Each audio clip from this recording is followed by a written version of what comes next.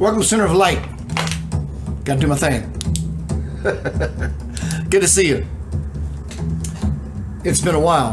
I've been out of town seeing my father. That black stuff I got in my eye. Been out of town seeing my dad. Got back. Internet was not working. Come to find out, long story short, it was a PCI card, Ethernet card in my computer. And I've been jonesing. Good to see you.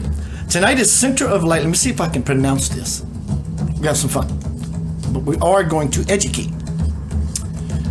Center of Light. Tema Candente. Tonight is Center of Light Tema Candente. What does that mean?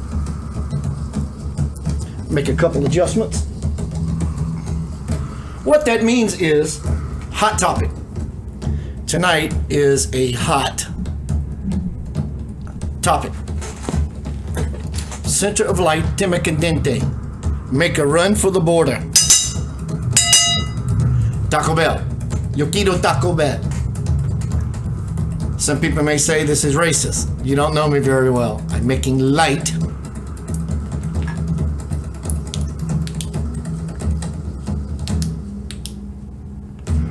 of a situation that's not so light at all. I am not going to give you my opinion. Well, I might, but I'm sharing my opinion. No, not my opinion. What I know to be dynamically solid with spiritual truth. That's why we're here. That's why I'm here. This will definitely not lean into politics. That's not allowed. Anytime I refer to politics, it's just to make a point. It's not that I have any political affiliation. I also want to acknowledge Kim Gary. She came up with a fantastic idea, which is in the very near future, probably next week, I'm going to start incorporating, not as an interview per se, but I'm going to engage the listening audience. I'm going to engage the listening audience. I got something turned off. 1 second. I've been away for a while. And I'm going to do that by asking you if you want to come on the show. 1 moment. I've been out of touch. Where is it? There we go. Kaboom. And so to have the audience engage by coming on Center of Light via my Skype account. You're going to have a Skype account. Hello, Kelly. Hello, Rena. Hello, Kim Gary, and everyone. You're going to have a Skype account. It's easy. Your email, your gender, and all that stuff. Get on the Skype. Give me a call. Get you on. I would like to keep it subject related, but it doesn't have to be. If you want to come on and share something magnificent that happened to you that day, fantastic. You want to ask a question or two? Fantastic. So Kimmy, thank you for that idea, Kim, the lineage.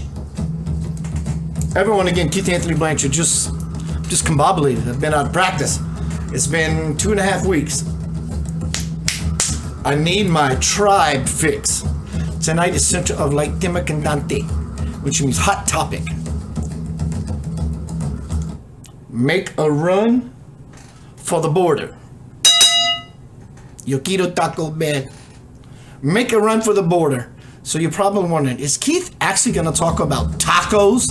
Well, today is Taco Tuesday. I'm not going to talk about tacos. I am going to be sharing my heart, touching your heart, touch me back, I like to be touched, about the border crisis. It's a very real deal, man. Very real people and souls are involved. And it is my job, lovingly, as a teacher, to lay it out in a very honest way. This is not to sway you one way or the other about being for the border or non-border. This is not what this is. I want to lay out what is in accordance with divine law. My aim is to shift the consciousness, not to sway your opinion, not to sway your decision. This presentation tonight is to shift the consciousness, not to sway your direction. Just the simple aha of it all is enough. These people are running for the border all over the world. Though this may be about Mexico because it's close to home, everywhere on this planet is home, and it's close to all of us. Because through our empathy and compassion, we might, could, should, would look at a situation, wherever you are in the country, whatever place you choose to focus on, that there's a serious situation happening. What is that situation? People are running to the border. From wherever they come from, they're running away from it. Why? They heard about this thing called a dream. They're tired of living in a nightmare, and they want a piece of that. And they deserve a piece of that. So tonight is Center of Light. Tema Candente. I don't know how to do it, man. It's not just an utterance that you can say the word how it's phonetically spelled. There is a soul involved in speaking another language.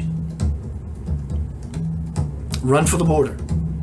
Why are they running for the border? I know. Some of them are getting paid for it. We have to keep in mind that there's this little spiritual thing called integrity involved. They're not selling their soul. They're saying, I want a better life. And if you're going to pay me even to run to the border, yo quiero Taco Bell, they're going to do it. They want something better. It may be all they have known, but they got a glimpse of something beautiful and powerful. Hello, Soma. KK. I'm not here to sway your idea. I'm here to enlighten with information and being in a formation myself, which with that which is congruent, that which is the truth. America doesn't make us special. Every part of the global body is important. America is the head. And I don't mean the head. We associate consciousness with the head. That's not what the head really is and does. But the head, the leaders of the world, it always has been, and it's going to be, in truth, when all this nonsense and tomfoolery is done, America will be the head of the divine snake, the Kundalini. America will be the head. India is the heart, and so forth and so on. Every country is a body part.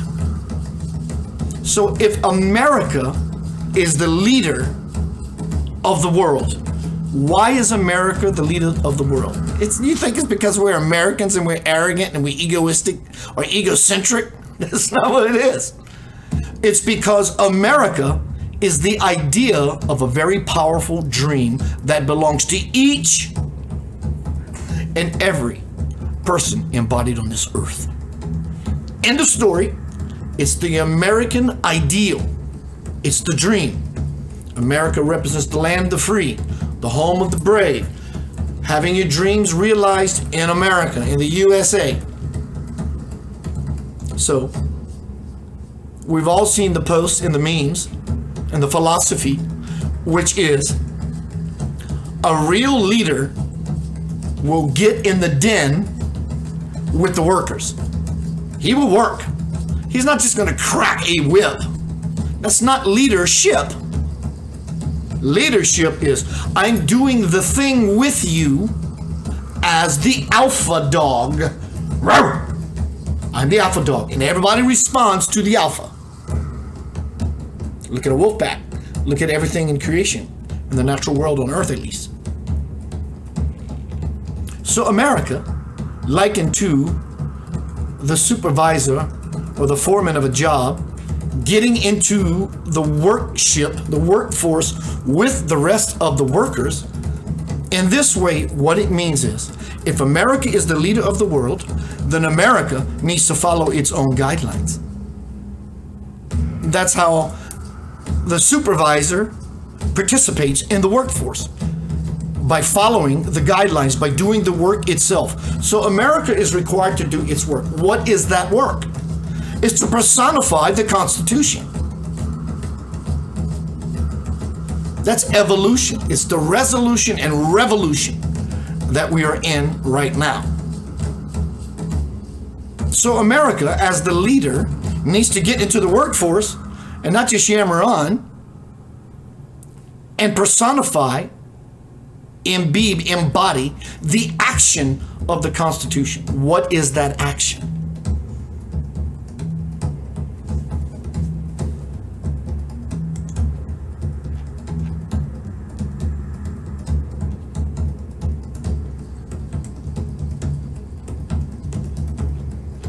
One moment. I'm going to get to that shortly. I got a few more notes I want to get to. Thank you again. Welcome out. It's good to see you. I love you beyond measure. Share this everywhere. Why not? Pray like a lover, not a beggar. You see, true prayer doesn't require words at all. It requires this, to sit in that space. Pray like a lover, not a beggar. Please, please, please. The outcome you want is in the lover, not the beggar. I am now creating subconscious programs. Ignite your power. If you're interested, I will make one for you. I'm getting very good response. I made one for Rena. I made one for Dana. I made one for a couple other people. I made one in general, which I am going to post right here and right now. It's called Spiritual Tune-Up. I do suggest you use headphones, and you will take yourself on a trip. Okay? Let me know. I can cater to whatever it is you are asking for in your subconscious program. Here are a few. Connect with deceased loved ones. You put this on at night when you go to sleep or in a meditation. Reprogramming the subconscious. Connect with deceased loved ones. Connect with spirit guides. Attract more money, wealth, abundance in ways you never thought possible. Spiritual expansion, lucid dreams, astral travel, connecting with the higher self, past life memories, healing past trauma, time travel, remote viewing, find anything in the universe, meditation, to always be in a meditative state every day, all day long. Inspiration and creativity to lose weight, health, or addiction. Attract your life partner. Find what is your calling.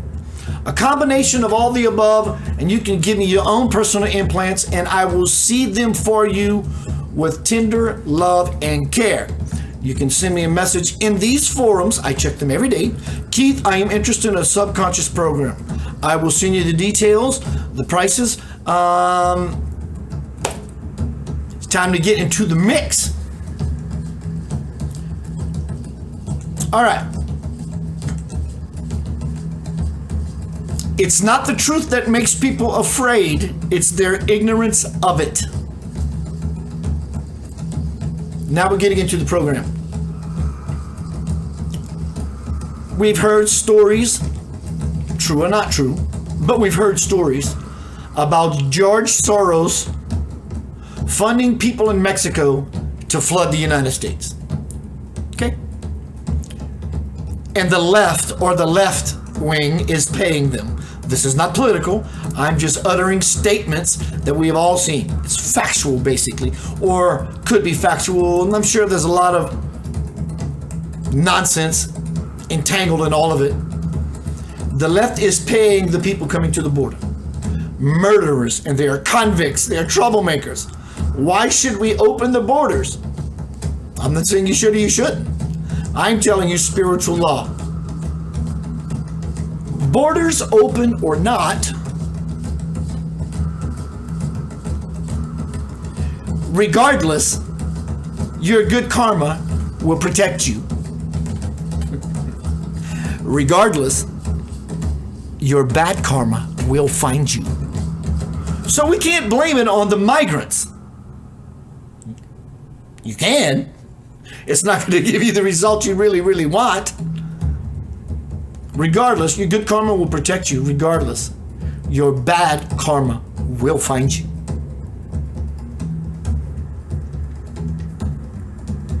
This planet belongs to everyone. When I leave Memphis to go to Horn Lake, Mississippi, which is truly an invisible line away, which is only 20 minutes from here, from my house. 20 minutes from my house in Memphis, Tennessee, I can be in South Haven, Mississippi.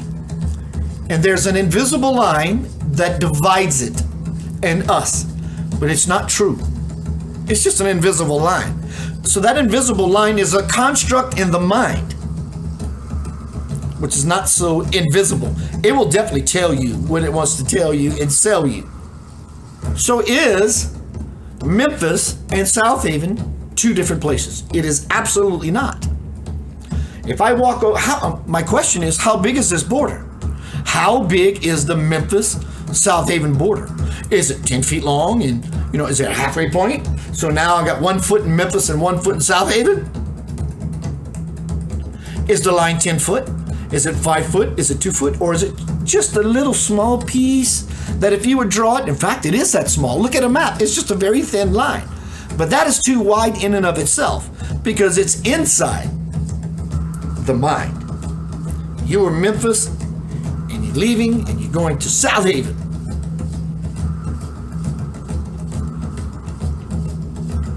I want to begin tonight's presentation with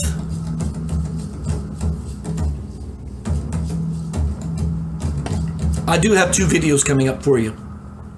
Redonkulously powerful. The Declaration of Independence.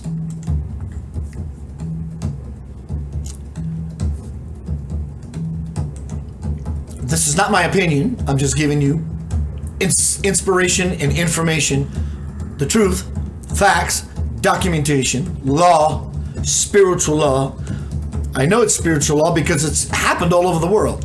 These are declarations, documents, constitutions, evolutions, revolutions, and resolutions from all over the world that say the same thing. But because America is realizing and putting into motion more than any other country, some places in Europe are the same, but America is the icon, so to speak, for this presentation and the metaphor and the meaning for the world, the land of the free. The Declaration of Independence around the world. How have the words and ideas in the Declaration of Independence impacted human rights around the world? 1776, North America. We hold these truths to be self-evident that all, keyword, most important word of this entire presentation is all. We hold these truths to be self-evident that all men are created equal, that they are endowed by the Creator with certain unalienable rights, that among these are life, liberty, and the pursuit or happiness. Whoa. Many people who will hear this presentation and what I just offered are going to be squirming because it calls up a cognitive dissonance, which is, well, yeah, I understand. Well, then if you can only either understand it or understand it or not. There is no gray area, that border in the matter. There is no gray area. You don't get halfway across the line from one state to one state and go, I got 1 foot in Tennessee and 1 foot in Mississippi. You can't do that. You either in the state of Tennessee or the state of Mississippi. We hold these truths to be self-evident that all men are created equal, that they are endowed even more powerful by their Creator with certain unalienable rights, that among these are life, liberty, and the pursuit of happiness. We call people from other countries, because they are trying to get out of war-torn countries. There are bombs going off all around them, disease-rid, infested, and all these things. Unalienable rights. We call them illegal aliens. To me, that is a racist term. I'm not offended by it because it's just silly, stupid nonsense. It is racist if you really dissect, look at honestly, objectively, with compassion and empathy for other people. The word illegal alien. You are really, what you're doing, if you're such a one, you're kicking these people not only out of your country, but off of your planet and off of your heart. I'm calling you, one, not only you're an alien, something other than what is for humanity, the all. You're an alien. You don't belong here. You just don't belong here. You don't belong in my country. You don't belong in my house. You don't belong in my mind. You don't belong in my heart. In fact, you don't belong on this planet. So I'm going to call you an alien. Something that is not grounded, belongs to the earth.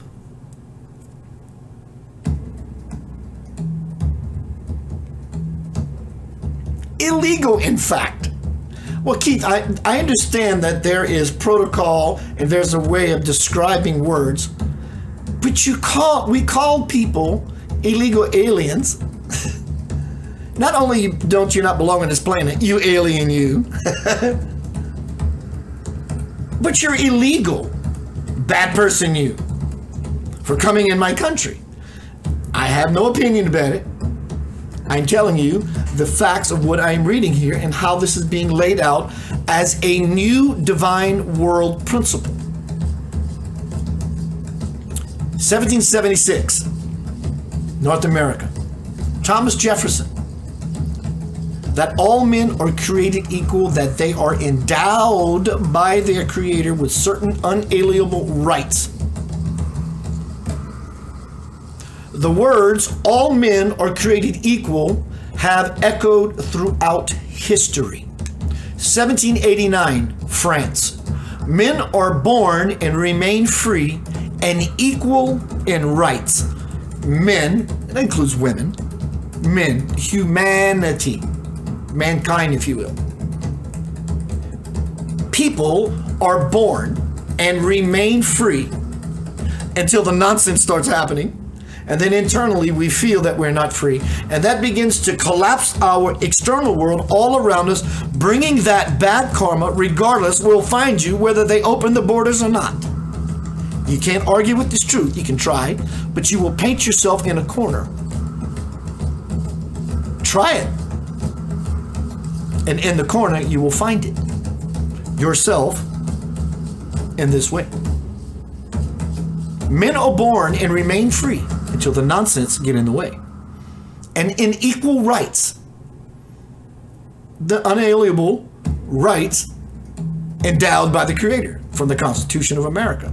Since 1776, here you go, 1776, the birth of a new nation, a new world, a new idea, the birth of America. 1776. I did say earlier, America's going to be the head of the way, leading the way.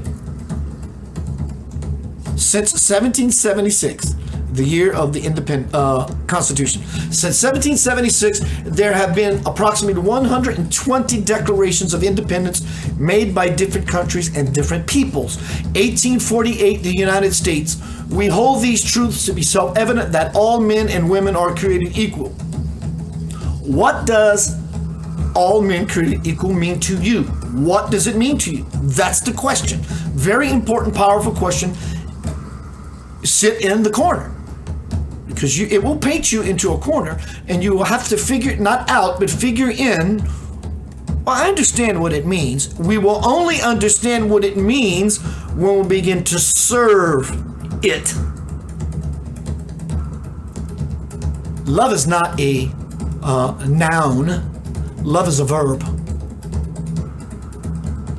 1863, the United States. 7 years ago, our fathers brought forth on this continent a new nation, conceived in liberty and dedicated to the proposition that all men are created equal.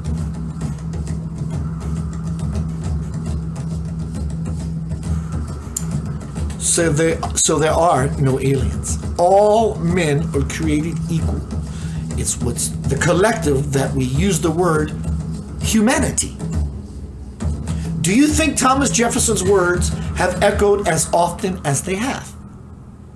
In India, 1930, India and Pakistan. We believe that it is the inalienable right of the Indian people, as of any other people, to have freedom and to enjoy the fruits of their toil. Mahatma Gandhi. What patterns do you notice within this timeline? 1963, the United States. I have a dream that one day this nation will rise up and live out the true meaning of its creed. That's what I was saying earlier, that a real leader is one who's to get into the workforce and do the work, leading the way. So in this way, America as the leader needs to get in the workforce and do what Martin Luther King suggested.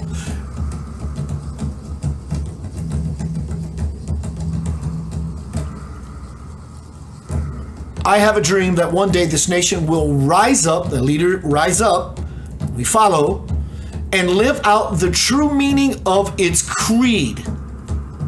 All men are created equal.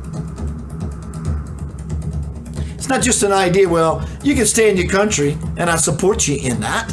This is not what this is. This is truly breaking down the barriers of the mind, which we call the barriers of cities, states, countries, continents, nations, world. It's all a figment. Whose stories and struggles are represented throughout this timeline in these similarities? 1973, the United States, all men created equal and endowed by the Creator. That is what America is. No matter how hard you try, you cannot erase those words from the Declaration of Independence. If rights can be gained, they can also be lost. Actually, rights can't be gained. Your birthright is the it of it all. And the only way they can ever be lost is when one begins to believe the liars, the manipulators, the deceivers, the naysayers, the programming. Tomorrow night I am doing a presentation called They Live. Who are the they? Watch the movie with Roddy Piper, They Live. 1984, China. We believe China. We believe, and we believe it so deeply that Americans, even China, the one that everyone in the world thinks we have the greatest issue with right now because of whatever said is supposed to be true. I'm not saying it is or it isn't. I'm just telling, this is, what's the word I'm looking for? The jargon, the conversation. China, 1984. We believe, and we believe it so deeply that Americans, basically leading the way, as I mentioned, know these words by heart. We believe that all men are created equal, that they are endowed by their Creator with certain, unalienable rights, that among those are life, liberty, and the pursuit of happiness. Take an American student or teacher aside later today and ask he or she, has it committed those words to memory? If they haven't committed those words to memory. They are from the document by which we created our nation, the Declaration of Independence. Ronald Reagan to Shanghai, China. Is all men created equal being lived up to in our country today? Wow, that's got a sting in it.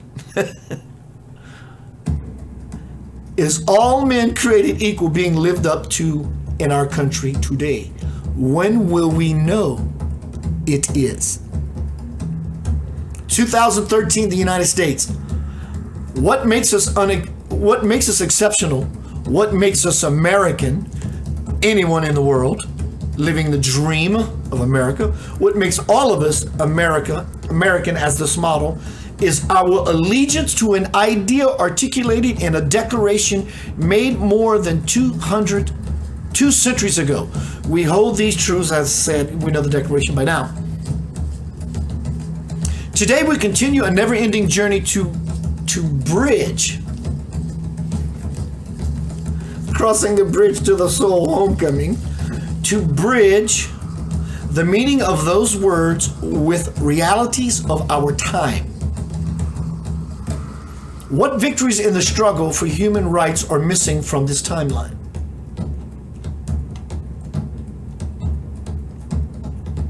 (2014) Tunisia. Taking pride in the struggle of our people to gain independence and build the state, to free ourselves from tyranny, to affirm our free will, a political system that guarantees respect for human rights and freedoms, independence, and the judiciary, equally of rights and duties between all citizens and denizens, rather, of the world, male and female, and equality between all regions. The Constitution of Tunisian Republic. The Declaration of Independence was written over 200 years ago. Will it still be relevant in another 200 years? What comes next? This ball of liberty is now so well in motion that it will roll around the globe. So we are speaking about something that has nothing to do with borders or country whatsoever. We're talking about the divine script. I'm going to tell you a little secret. It's never going to end. People flooding to other countries is never going to end. It's just that what's next and the future. We won't be using the word flooding to our country or the influx of people to our country. Those have negative connotations. People will be visiting countries freely at will anytime they choose and stay for however long they like. Sounds like nonsense. It's complete sense. It's divine sense. It's the sense of all things that has ever been created for humanity in the first place. And you can like it or not, or you can mumble and grumble under your breath all you like, but you are not serving your own cause because you are bringing about this very experience in your own life. As I said a little bit earlier, regardless, good karma will always protect you. Regardless, bad karma will find you. Mind you,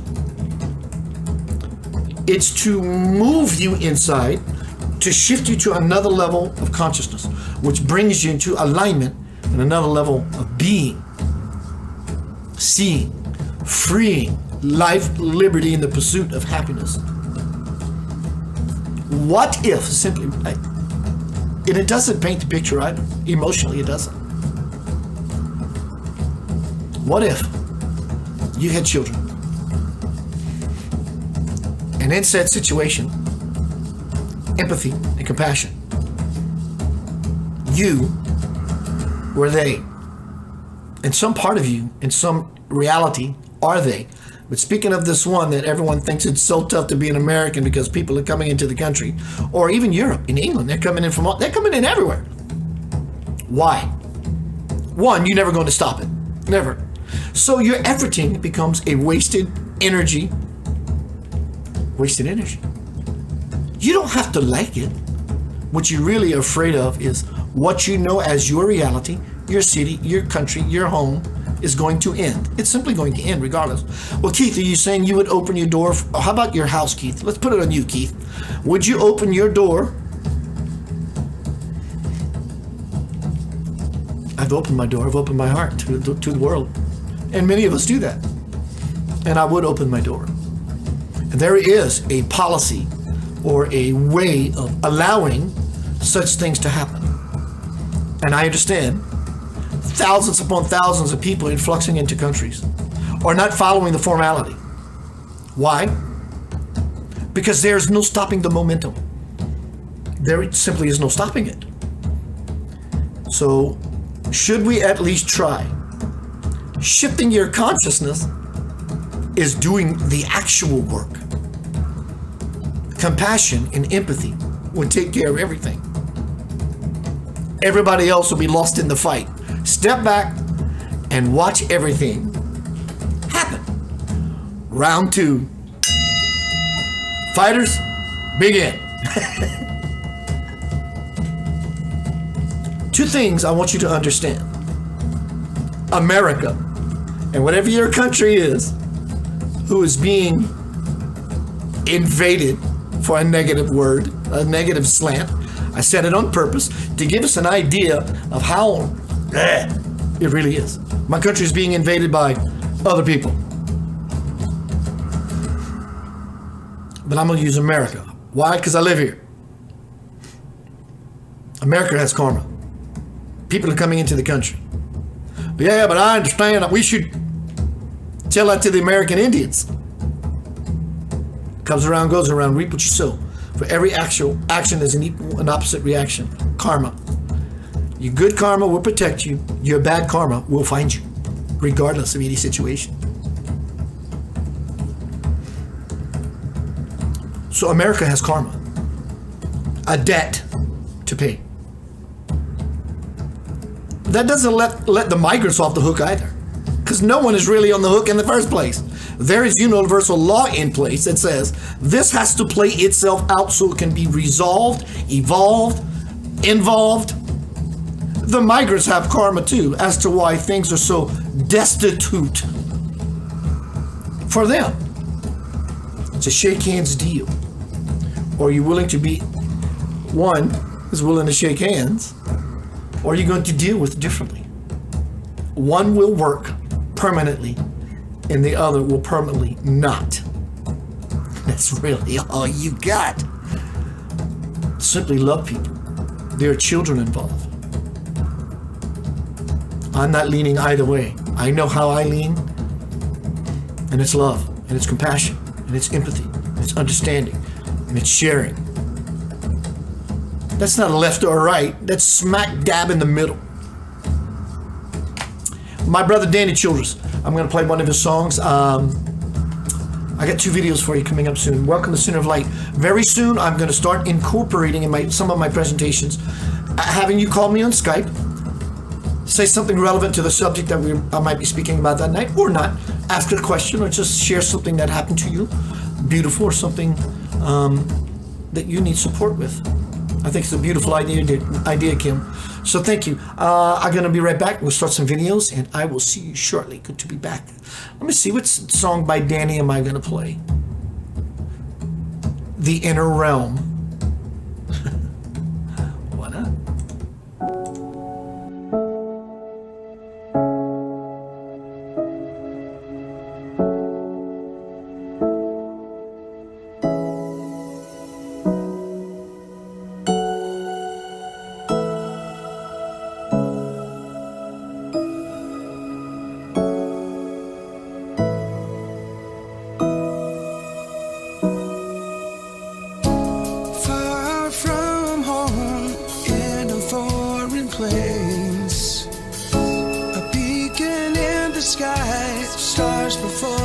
Face.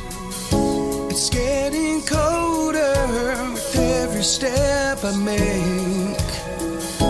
A chill in the air, a fear you can't shake. Who hears you when you cry? Who hears you when you call? Who'll save you? Save you now.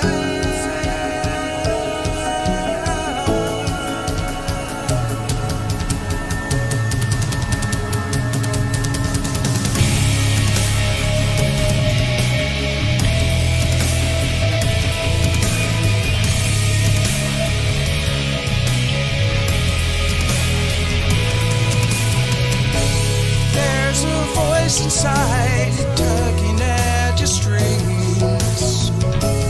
Will you push away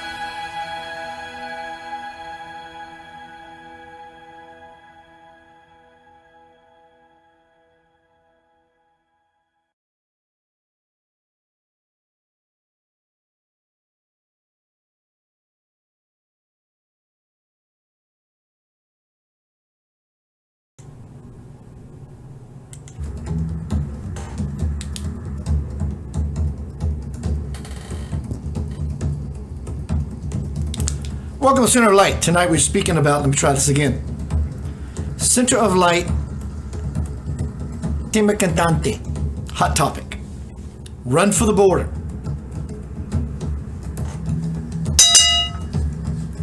Taco Bell. America is being, let me see, choose my words correctly, carefully, populated with a new race of people. Overwhelmingly can be seen that way. Overwhelming because it's what we were taught. Such a thing as overwhelming. Oh, but that doesn't mean negative. Overwhelming can mean it's just a lot at one time. And that's exactly what it is, a lot at one time.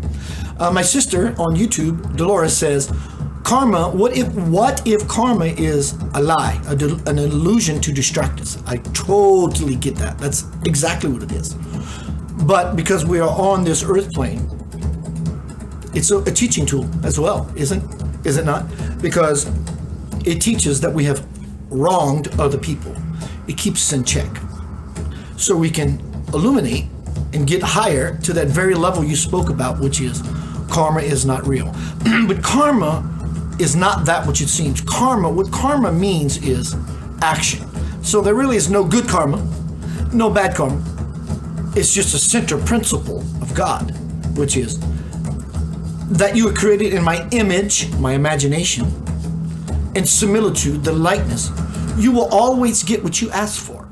So that doesn't necessarily mean only just, I'm asking consciously. Remember, pray like a lover, not a beggar. I'm asking consciously, but it also means living your life unconscious. Is praying will reproduce an equal and opposite reaction. But I loved your idea, Dolores. Thank you. Tonight is Center of Light, Tema, Candente, hot topic. It's a hot topic right now. People are moving about the world. Why? Because it's the way it's going to be. You don't have to like it. It's okay. I'm not upset if you don't like it. Are you upset at yourself or upset at other people pointing the finger? America is the head of the world in the form of the idea of that which belongs to everyone equally, all men. It doesn't mean, well, some, and only if you follow this protocol. It's not what it is. So we all need to get into the trench. Get off the bench and get into the trench. It can be a cinch when everyone comes to the job, the workforce, together. Together. Each soul. Remember, borders open or not, your good karma, regardless, will protect you. It will never affect you in a negative way. Your bad karma will always find you. Mind you, it's called divine law. I'm now going to go into the video segment. It's going to hit home. It should hit home. It's supposed to hit home. Where's home? In America, your home is Mexico. If you're in England, your home are all the other countries that are influxing into your country. I'm not opposed to protocol and people following procedures to make things better, because procedures and protocol are ways of doing things that bring us to a finality or goal or endpoint of, like an exercise. Some people don't care about that at all. They're living in a war-torn country. Bombs are being dropped. Can you imagine? We can't imagine. But can you imagine you're in your house with your children and grandchildren, and something in the middle of the night just happens that just goes, You think it's just loud? It's not just loud. It's concussive. It's abusive. That it's so energetically moving, splitting atoms, or however bombs work, it will split you in half. You think there's a reason they want to leave? You think can you be hungry enough what do we do, Keith? I don't know what to do. Except one thing. All men are created equal. Tennessee has certain rights that Mississippi doesn't. Mississippi has certain freedoms Tennessee and Arkansas doesn't. Over and over and over. How big is that invisible line that separates my state from that state? State, Tennessee. State, Mississippi. State of being American. State of being Mexican. Whatever. How big is that invisible line? Is there a line at all? And as Dolores said, is it big or small? And is karma deceitful? Regardless, or a word that really doesn't exist that everyone uses. Irregardless, your good karma will protect you. Your bad karma will follow you. Imagine you going into a bathroom. A bathroom. Talk about a stall. Claustrophobic. My bathroom. I'm living a private life because right now I'm TTing or tutuing. And someone happens to walk in on you. In on what you're doing. Your karma will find you. Let's go to the video segment. It's going to hit home. The situation in your country, but it will look like Mexico and America. And that very fine line which does not exist, and the no gray area in between. We'll see you shortly. Standing at the border between Guatemala and Mexico.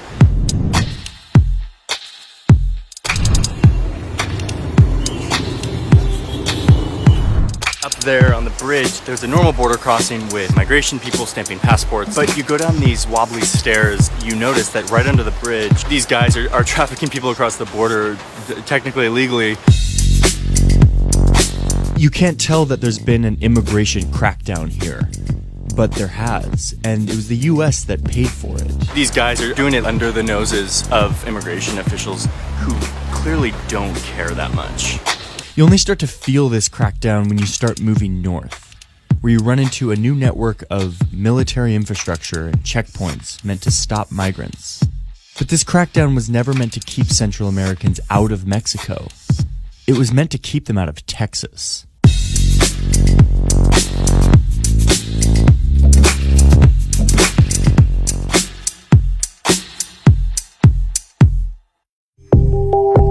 In 2014, the United States sent an influx of money to Mexico, helping them militarize and fortify their southern border region. To understand why, you have to look at this chart. The red line represents the number of Mexican migrants apprehended while they're crossing into the United States, and the green line is for non-Mexican migrants. Look at 2014. That's when the number of non-Mexican migrants outnumbered Mexican migrants for the very first time. What pushed this number up were the migrants coming from Honduras, El Salvador, and Guatemala. And these people fleeing from Central America aren't just looking for jobs. They're running away. So there's a war going on in Central America right now. It's actually not just one war, it's a ton of micro wars. Unbelievable violence. Nearly one homicide an hour. 3 of the 5 highest homicide countries in the world. Honduras, Guatemala, and El Salvador. Carved up the city into warring factions. Una doña que tenía un negocio, le quitaron así, mira, 4 dedos. Porque no pagó en el momento el impuesto. Residents of these towns are at major risk of dying, and so people are fleeing. While riding with the US Border Patrol on the Texas border, I watched them apprehend a 22-year-old and his son as they just made the 3-week journey up through Mexico from Honduras. Me han amenazado de muerte. Porque mi hijo y yo corremos peligro en mi país. No puedo regresar a mi país porque me han amenazado de muerte con mi hijo.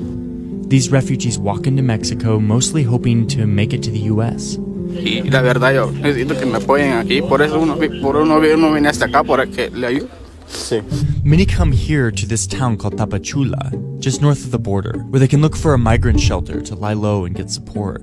And at this vulnerable point in their journey, many don't want to show their face on camera. And there were these threats just constantly came to me. And then one day I just said, the hell with this, I'm gone. I burned my little rancho, and I took off at 2 o'clock in the morning. The exodus out of Central America came to a head in 2014, when the U.S. saw a huge spike in the number of Central American kids and teens arriving to the border without a parent. It is a huge humanitarian crisis on the border right now. 52,000 unaccompanied children have been caught at the U.S. border with Mexico, double the number recorded last year. Children from Honduras traveling into Guatemala, then Mexico, crossing the Rio Grande, and just now arriving in Texas.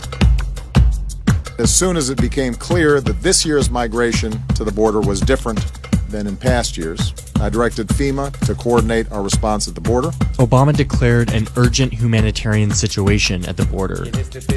He discussed it with Mexican President Peña Nieto.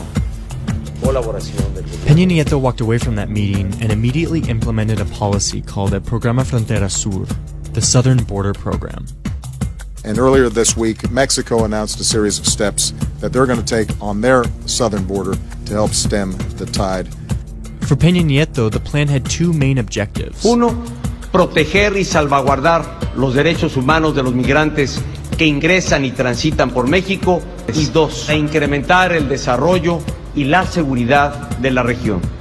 In short, the plan was supposed to make life better and safer for both migrants and those living in the border region, which includes Mexico's most impoverished state, Chiapas. This migrant protection plan for the southern border had been in the works for years, but it was rushed into implementation, apparently in response to American pressure. Many of the long-term plans that were meant to give migrants legal support and protection fell away.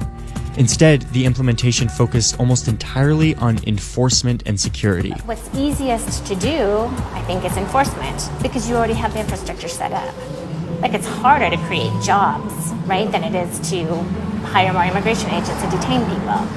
Mexico's quick solution to this was to militarize, to start raiding buses, to start putting up checkpoints, to start cracking down on Central Americans who were coming into their country. A perfect symbolic representation of this are these huge multi-agency complexes that they built in order to house the immigration officials alongside the Army and the Marines and the federal police.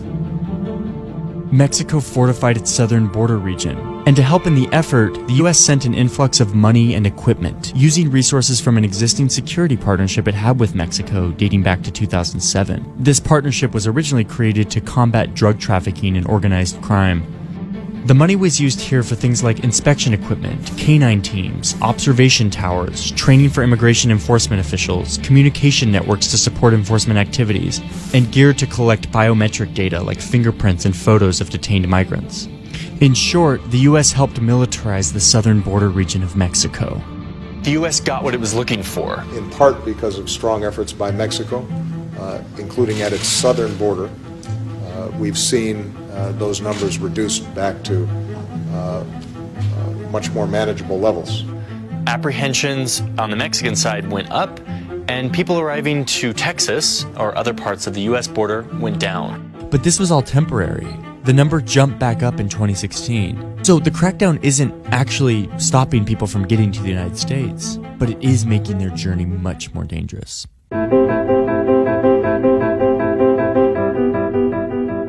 Behind me is the train that Central Americans take to get from here in southern Mexico up to the border with the United States.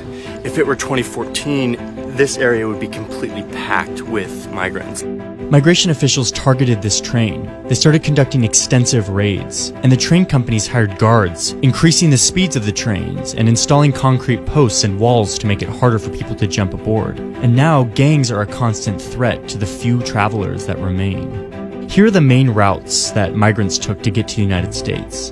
They mainly followed the train routes. These paths were well supported with migrant shelters and clinics, and most importantly, large groups of other migrants, making it less likely that people will be robbed or assaulted. Migrants often don't know where their next meal will come from or where they're going to sleep each night. They depend on this network of usually church-sponsored shelters as they move north. The 2014 crackdown targeted these routes, looking for migrants in popular places like shelters and train stops. Ya aquí en la esquina de la casa, ahí los están esperando por a veces la migración. Hoy es crítico eso, hoy no hay entrada, sí, la migra lo ve a un inmigrante y automáticamente lo deportan. So migrants moving north have shifted into unfamiliar, unsupported routes that multiply the dangers that they are already subject to on this journey. Había que rodear por cerro, por los policías de la aduana, como es monte, entonces le pueden salir ladrones o ser peligroso. Pushing these refugees away from well-trodden routes and into the shadows has made them more vulnerable to assaults by criminals and gangs in this region. A él le pegaron con la pistola en la cabeza, lo golpearon y jaló a la niña. A mí me jaló a la niña, ella jaló a la niña y le dije, suéltela, la está lastimando, y la niña llorando, la está lastimando y si no la suelta voy a gritar, le dije. Y entonces fue que la soltó y me lastimó a la niña acá. Ahorita ya se le quitó ya. Tenía moradito aquí en la niña, ya se le quitó y salimos corriendo. Se llevaron nuestras cosas, zapatos, ropa, todo. No tenemos nada. During this time, the U.S. Border Patrol started putting out public service announcements about how dangerous the journey through Mexico had become. This, in spite of the fact that U.S. policy contributed to those risks. Que hoy sea más fácil que nuestros hijos consigan papeles en el norte es falso. Que los estamos haciendo presa fácil de coyotes, la bestia y el desierto es cierto. All of the shelter directors I talked to have noticed an uptick in crimes against migrants since this crackdown. A study by dozens of migration organizations in Mexico found that of the 5,824 investigations into crimes against migrants, less than 1% had led to any sort of sentence. And many crimes go unreported altogether. There's not a lot of trust in the Mexican justice system for migrants. Y le decía uno al otro, matemos los boles y los llevamos para adentro. Ahí se ponen que pensar uno, tocó sacar lo que traíamos. Porque nosotros venimos huyendo de este problema de nuestro país y lo venimos a encontrar acá con el problema, entonces seguimos en lo mismo. Most migrants are now left on their own, navigating this remote region where both gangs and corruption-prone police are looking for ways to profit off vulnerable migrants. Aprovecha su cargo de ser guardián o ser vigilante para detener a ellos y sobre todo amenazarlos, ¿verdad? Decir, si tú no me das nada, yo te deporto. Dicen, lo supe yo que por cada migrante que agarran les dan 200 pesos. Es un negocio lo que tienen ellos ya. Hay un problema grande ahí de la corrupción y la impunidad y los migrantes entonces prefieren seguir invisibles. But perhaps the most egregious offense of the Mexican state in this crackdown comes down to what they didn't do for these people entering their country. When a Mexican immigration official detains a migrant, that officer is required to inform them that they have the right to ask for refugee status or asylum if they're fleeing for their lives. Everyone I talked to said that isn't happening. There were 40,000 children who entered into Mexico in 2016. And these children aren't looking for jobs, they're not smuggling drugs, they're looking for protection. Of the 40,000 that came here, only 1% applied for asylum. That's a dangerously low number for a country that has said that it protects asylum seekers. Migrants who feel a threat to their lives in their own country have to fill out an application and submit it to an agency that has the power to grant asylum or refugee status in Mexico. This allows them to avoid being deported, to stay in the country. But this agency that's in charge of processing these applications only had 15 caseworkers dedicated to interviewing these applicants. And while applications are on pace to be 12 times what they were in 2013, this group's budget only grew 5% during the crackdown. The year the Southern Border Program was implemented, Mexico detained around 119,000 Central Americans. It granted refugee status to only 460 of them, not even 0.5%. That same year, Mexico started deporting a lot more Central Americans. So the Southern Border Program made Mexico a lot better at detaining and deporting people, but it definitely didn't make Mexico a safer place for refugees like it said it would. Now let's get one thing straight. Mexico has the right and the sovereignty to fortify its borders and to control who's coming in and out. That is their right as a sovereign nation. And some will wonder, why is it Mexico's problem to deal with, the problems and challenges of citizens of another country? The problem is, Mexico has signed all of the international conventions that promise that they will take care of asylum seekers or refugees and give them the legal protection so that they can feel safe. México no ha firmado algunas, ¿Veis? México ha firmado absolutamente todos los instrumentos internacionales que hay en materia de derecho de asilo. A report by the Migration Policy Institute found that in 2014, the U.S. deported just 3 of every 100 unaccompanied children that it apprehended on the border. Mexico, on the other hand, deported 77 for every 100 kids it apprehended. And yet, when thousands of unaccompanied children arrived at Texas's border in 2014, the U.S. turned to Mexico to handle the delicate and difficult work of screening and protecting these refugees fleeing for their lives. The U.S. is paying Mexico to do its dirty work, knowing full well that doing this will result in a much more dangerous situation for refugees. It drove them into the shadows, worsening their vulnerabilities, and in most cases, deporting them back to the violent places from which they came. Y al final de lo que estamos hablando un poco más en abstracto es de negarle a una persona su último derecho. Cuando ya no tienes derechos de ningún tipo en tu propio país, el último derecho que te queda es pedir protección en un país seguro.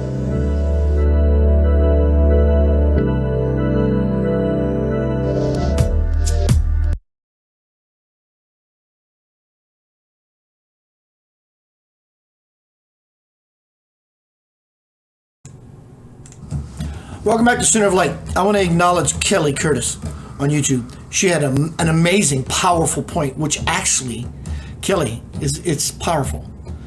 It's sort of the main vein of tonight's presentation. And what I talked about earlier about karma.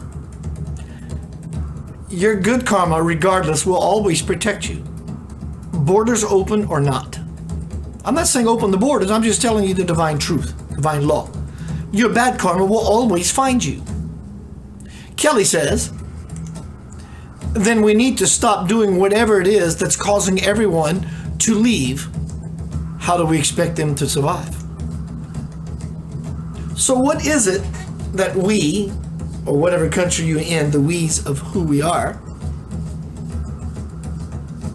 those leaders, the ones not getting into the trench with the workforce and truly lead by being the alpha and saying, this is how you perform this bricklaying job. This is how you build a house. Let me show you, not just dictate, accurate word, dictate, dictator, dictate to you what you need to do.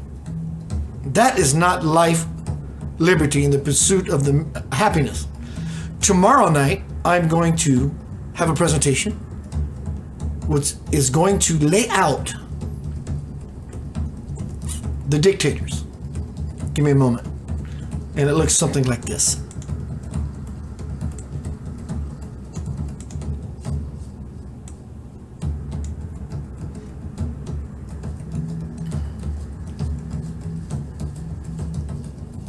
Have you ever seen this movie?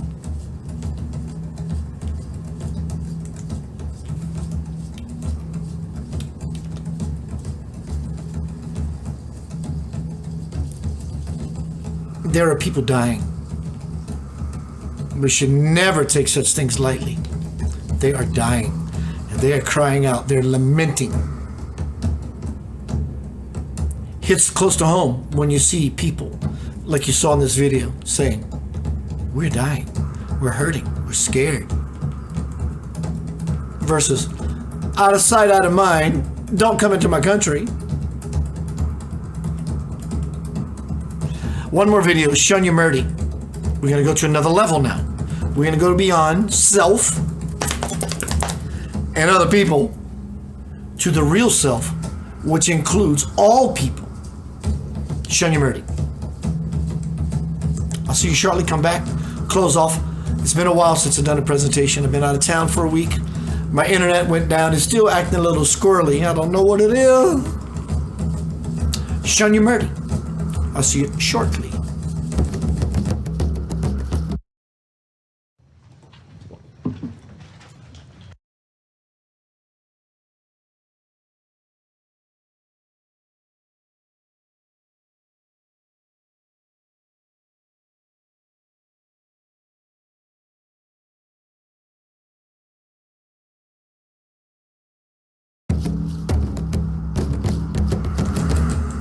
I'm gonna go find this video. One moment.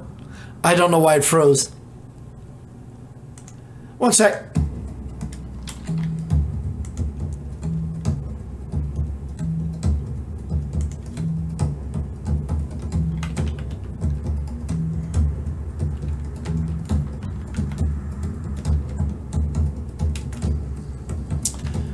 Let me get the name of this video. My apologies.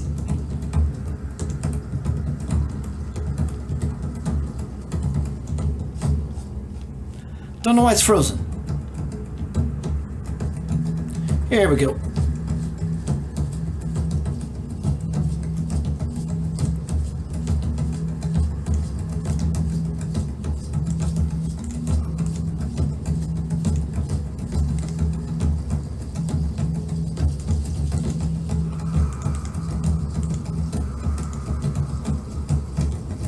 Love the music.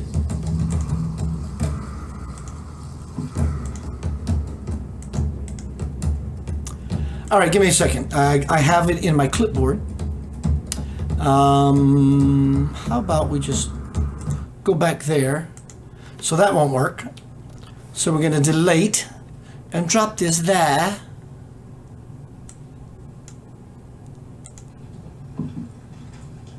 Om Tat Sat means everything is Sat. Everything is a manifestation of the one being. The one being emanates a hypersphere of vibrational energy with information, and it becomes a holographic simulation with all of time present instantaneously in that dimension of pure awareness. Sat, the truth of being, is finally revealed in the simulation itself. And that is what we celebrate on Mahashivratri.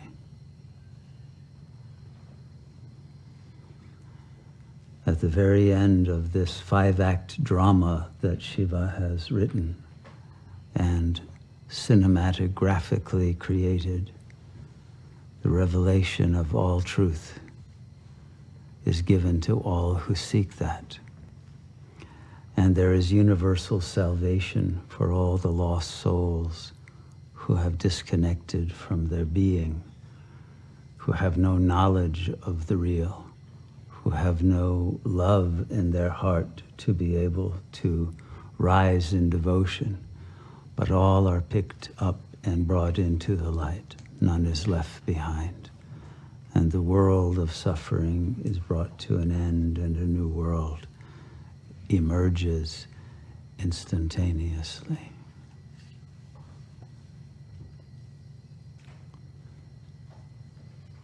Shivoham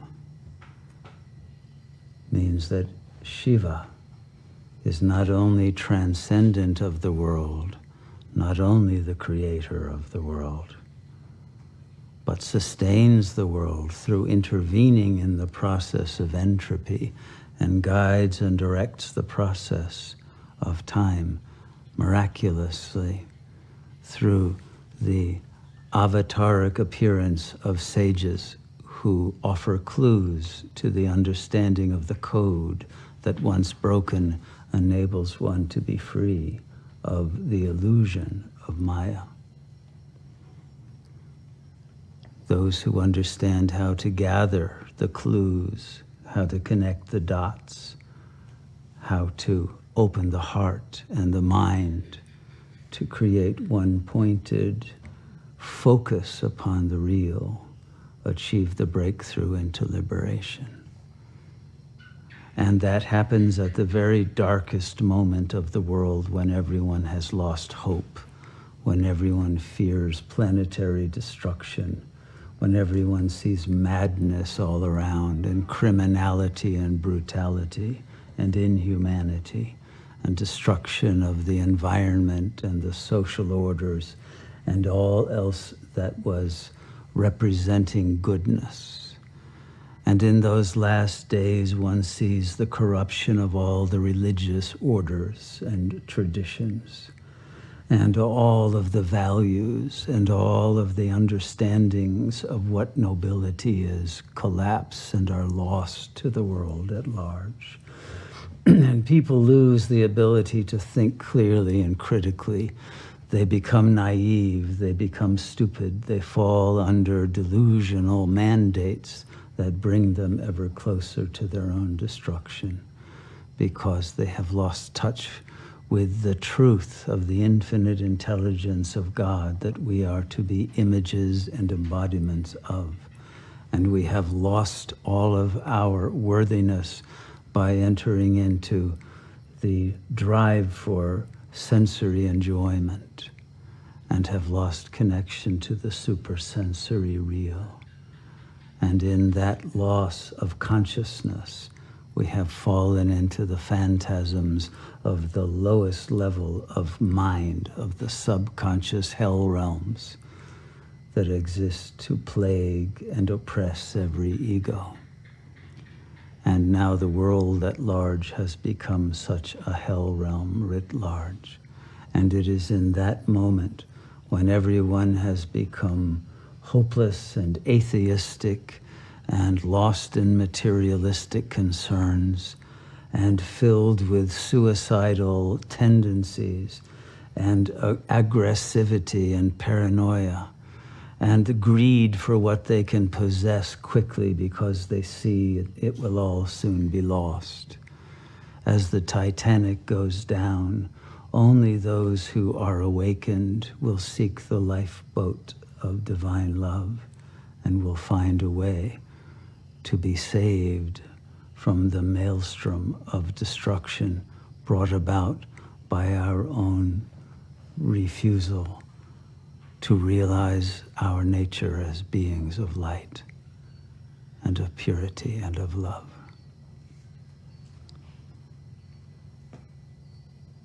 And if so, it is through the return to the reverence for our own seventh chakra, for the holiness of our own being, the making of our bodies and our lives into temples and divine plays, charitras, performances of divine presence.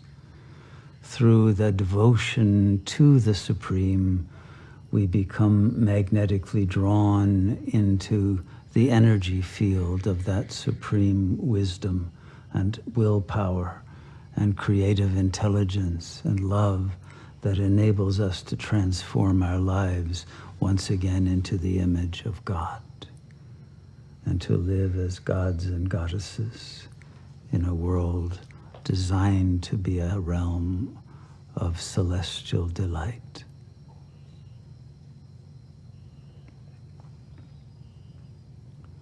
We can see in this mandala the three levels that we must go through.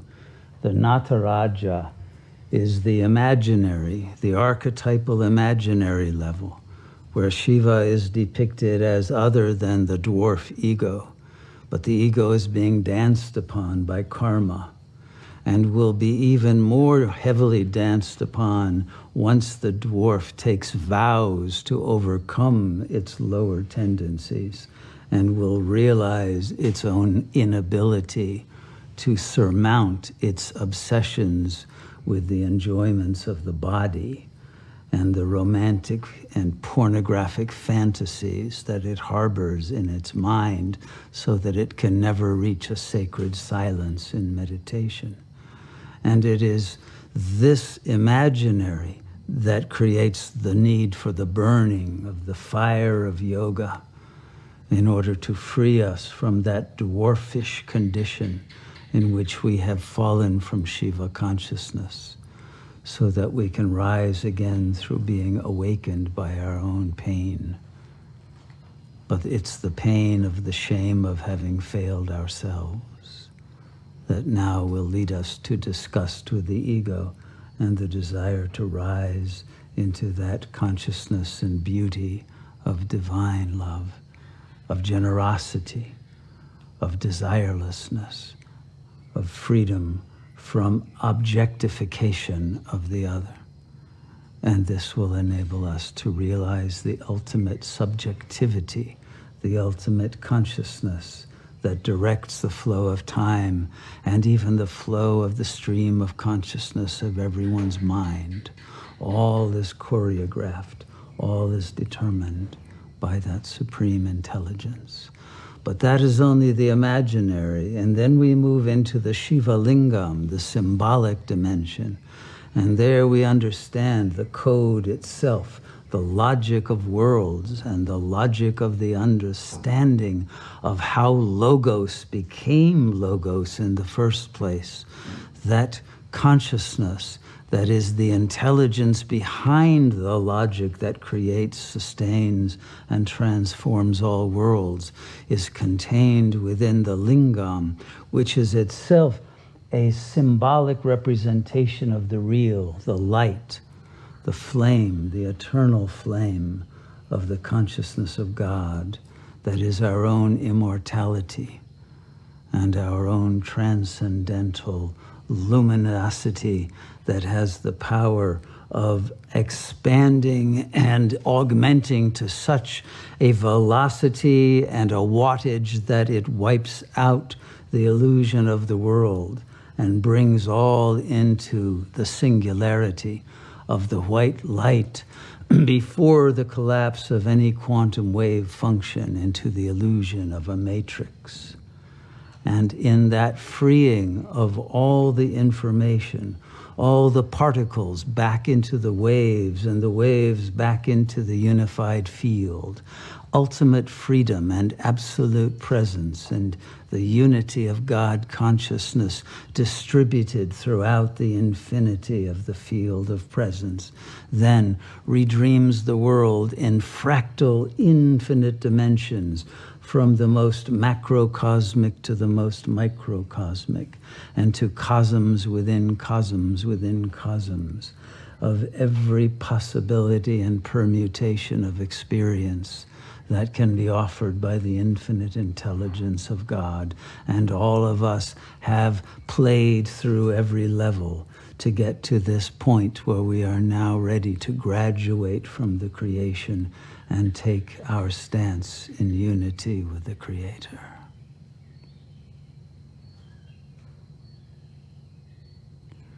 And so Mahashivratri is that moment at the end of time when Shiva opens the window of opportunity to enable us to rise beyond the world, despite all the baggage of many lifetimes that we are carrying, to be freed instantly through grace, if only we seek that grace wholeheartedly and are willing to let go of the identification with the ego. Shiva makes it absolutely simple. But we must shed the imaginary and we must shed the symbolic and abide in the real, in the flame that burns away our karma, burns away all past sanskaras, burns away the vasanas of the mind, so that our consciousness again becomes a silent, holy space, the pure emptiness, the shunyata, that then allows the fullness of God's presence to enter and consummate the union that brings about the ultimate realization of reality in every plane simultaneously. And the final revelation is itself redemption.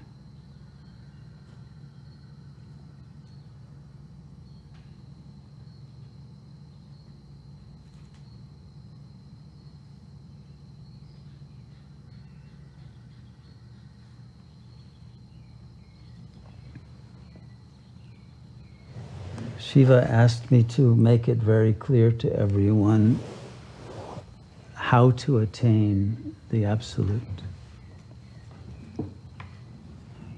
And if you have clear instructions as to what you must accomplish step by step in order to attain Paramashiva, in order to merge into the Supreme Sun and become one with that essence from which we derive our being.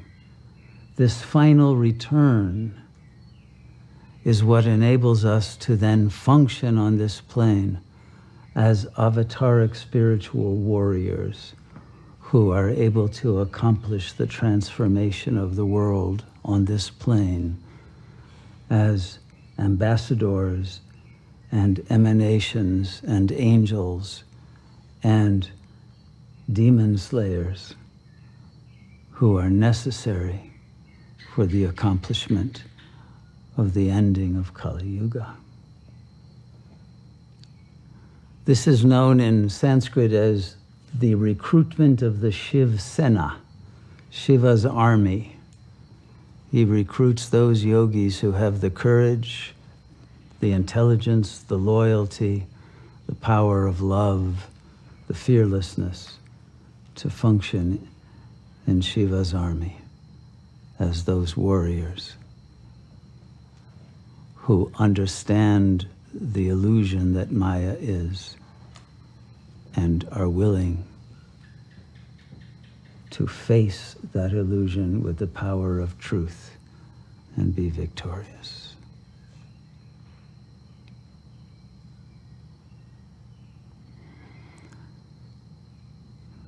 And this is also the moment of the descent of Shiva, the descent of Shaktipat, of grace, and of Shiva directly as never before in history to all of those who seek to be one with the mind of God and the heart of God without any separation, and to graduate from this school of life and to no longer pursue lesser goals that require going through the cycle of birth and death, and to learn from pain and suffering.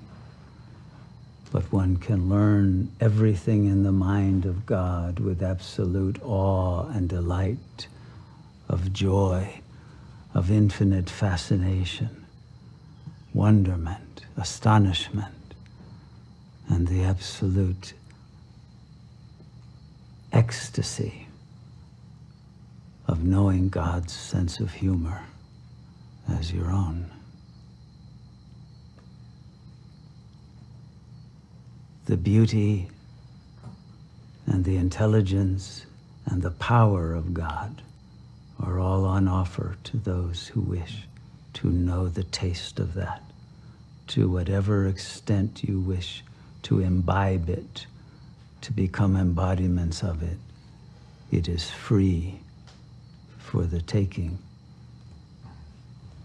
but you must be willing to let go of everything else.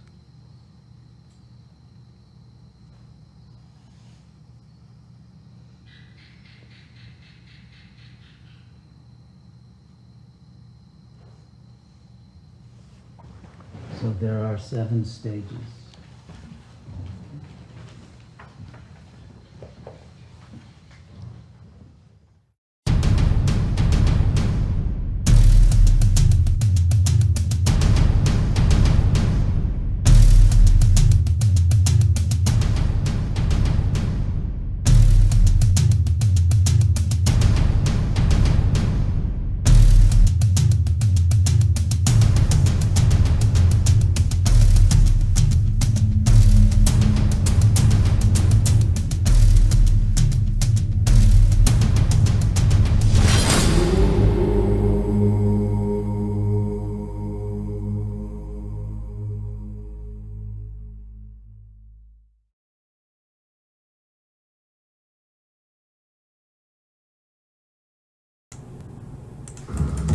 Welcome to Center of Light. Center of Light. Tema Candente. Hot topic. It's a hot topic. It's current. Current event. In any event, it's current. People are influxing to asylums, are wanting rest and refuge. Are they getting that? Are we living that? Just imagine, simply imagine, if it was you and or your family. You can't really blame a brother or a sister for wanting to leave war-torn countries. Border, I don't really lean, I do. I have my thoughts about it, and I lean into the truth, not just an opinion. The world is going to change. You will never stop people from migrating. You will never do it. You can build a wall 1,000 feet tall. They'll go under it. They'll go around it. They will invent some sort of apparatus because they are on fire with inspiration, because they acquire and require better living conditions. You cannot stop the human will. You have your own, and you know it's unstoppable. People will always migrate. And then in the future, it will no longer be called migration. It will be called vacation. And everyone will be allowed to go where they want to go. There's nothing you can do about it. Absolutely nothing. So you're grumbling and mumbling under your breath. If that's what you want to do, that's your choice. That's your sovereignty to do so. The divine plan is the unification of humanity. And if you do so with yourself, you shift the consciousness of the entire world versus just being upset. Your country is not yours. No one owns the land. No one owns the air. No one owns the water. Sister, brother, son, or daughter, it's about you taking yourself off the hook and be accepting, allowing, and appreciating other people. Bring it home. Home is consciousness. Become conscious, awaken, illuminate, arrive. Your love beyond measure.